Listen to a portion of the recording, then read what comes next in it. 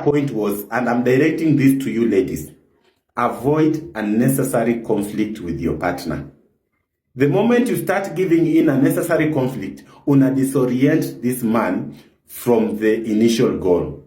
Utapata hizi conflicts zimeanza kutumia resources, umeanza kufanya hivi, umepigana na amekupiga kofi, umerudi kwenu, bibi achukuli wangu hivyo mkono tupu, umeanza kuingia tena kwa nini kuendea bibi.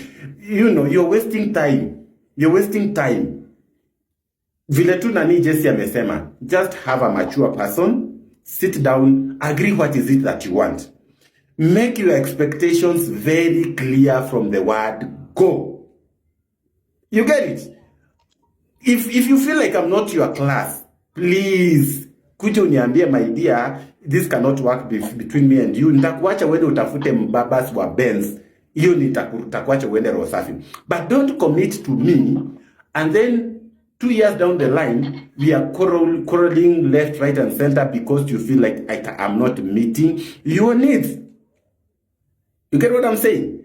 So hizi unnecessary dramas ndio zgonga zinafanya resources zinaenda kwingine and then you realize ya kwamba you just wasting your time. So try to sober up, sit down, discuss your things and then you'll find Mungu naye anakujanga na hizo baraka zake. Unapata sasa God is just blessing.